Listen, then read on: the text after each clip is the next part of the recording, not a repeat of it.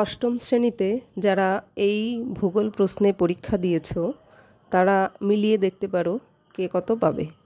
এক দাগে একের কয়ে আছে, দেখো, প্রতি 33 মিটার গভীরতায় পৃথিবীর অভ্যন্তরে তাপমাত্রা বাড়ে 1 ডিগ্রি সেলসিয়াস। খ, পৃথিবীর গড় ব্যাসার্ধ 6370 কিমি। গ, একটি নবীন ভঙ্গিল পর্বত হল হিমালয়। ঘ, ব্যাসল্ট শিলা রূপান্তরিত হয়ে তৈরি হয় অ্যাম্ফিবোলাইট। বাংলাদেশের উচ্চতম শৃঙ্গের নাম কেওক্রাডং। 2 দাগে আছে, ভূত্বক ও গুরুমণ্ডলের উপরি অংশ নিয়ে গঠিত হয়েছে শিলামণ্ডল। খ, মহাসাগরীয় ভূত্বক গঠিত হয় ব্যাসল্ট শিলা দিয়ে। গ, ভুটানের প্রধান ভাষা জাংথা।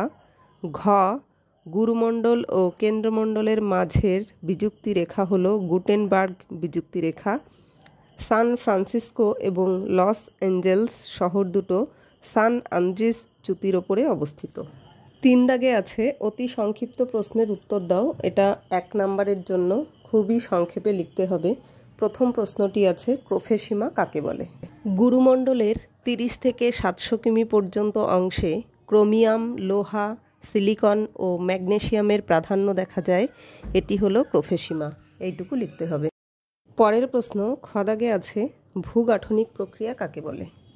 অপসারী ও নিরপেক্ষ পাত সীমানায় বিস্ফোরণ ছাড়া শান্তভাবে অগ্নুদ্গম ঘটতে দেখা যায়। একে বিদার অগ্নুদ্গম বলে। এই রকম বিদার অগ্নুদ্গমের ফলে সৃষ্টি হয়েছে বিস্তীর্ণ অঞ্চল জুড়ে লাভা সঞ্চিত হয়ে লাভা সমভূমি বা লাভা মালভূমি। অগ্নুৎপাতের ফলে বেশ কিছু নতুন ভূমিরূপ সৃষ্টি হয় বলে অগ্নুদ্গমকে ভূগাঠনিক প্রক্রিয়া বলা হয়।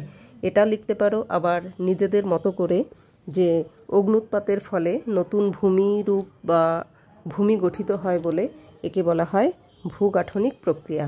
যেটা লিখবে সেটাতেই নাম্বার পেয়ে যাবে। পরের প্রশ্ন, শিলাচক্র কাকে বলে? প্রকৃতিতে শিলার উৎপত্তি ও এক শিলা থেকে অন্য শিলায় রূপান্তর একটি নির্দিষ্ট নিয়মে চক্রাকারে আবর্তিত হয়ে চলেছে। এইভাবে ক্রমান্বয়ে 3 প্রকার শিলার বিভিন্ন পদ্ধতিতে চক্রাকারে আবর্তনের সম্পূর্ণ প্রক্রিয়াটি হলো শিলাচক্র। এইটুকু লিখতে পারো, আবার নিজেদের মতো করে নিজেদের ভাষায়ও লিখতে পারো। 1 নম্বরের জন্য যথেষ্ট এটা। ভারতের খনিজ ভাণ্ডার কাকে বলা হয়? এটা ছোটনাগপুর মালভূমি লিখলেই শুধু হবে, তাছাড়াও নিজেদের মতো করে আরেকটুখানি বানিয়ে লিখলেও হবে। পরের প্রশ্ন, পা হো হো কি? হাওয়াই দ্বীপপুঞ্জের আগ্নেয়গিরিগুলো থেকে অত্যন্ত পাতলা লাভা বেরিয়ে বহুদূর প্রসারিত হয় হাওয়াই দ্বীপের ভাষায়, যার নাম পা হো হো। এই লাভা প্রবাহের ওপরের স্তর দ্রুত ঠান্ডা হয়ে কুঁচকে গিয়ে পাকানো দড়ির মতো দেখতে হয়। এইটুকু লিখতে হবে। পরে দেখো 4 দাগে যে কোনো একটি প্রশ্নের উত্তর দাও 4 নাম্বারের। এখানে আবার প্রত্যেকটাতে নাম্বার ডিভিশন আছে, যে কোনো একটা লিখলেই হবে। প্রথমে রয়েছে রূপান্তরিত শিলার বৈশিষ্ট্য লেখো। এখানে দেখো রূপান্তরিত শিলার বিশেষত্ব মানেই রূপান্তরিত শিলার বৈশিষ্ট্য, এখান থেকে যে কোনো দুটো লিখলেই হবে। এর সঙ্গেই রয়েছে গ্রানাইট শিলা সম্পর্কে লেখো। গ্রানাইট শিলা সম্পর্কে এই পুরোটাই লিখতে হবে। পরের প্রশ্ন আছে, মায়ানমারের খনিজ ও বনজ সম্পদ এবং পাকিস্তানের জলসেচ ও কৃষিকাজ বর্ণনা করো। মায়ানমারের খনিজ ও বনজ সম্পদ সম্পর্কে এই যেটুকু দিয়েছি পুরোটুকুই লিখতে হবে। আর পাকিস্তানের জলসেচ ও কৃষিকাজ সম্পর্কে এই যেটুকু দিলাম এটা পুরোটাই লিখতে হবে।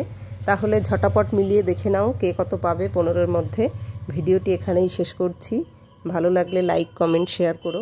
আর চ্যানেলটিকে সাবস্ক্রাইব করে পাশে থেকো পরবর্তী ভিডিও পাওয়ার জন্য। ধন্যবাদ সবাইকে। ভালো থেকো।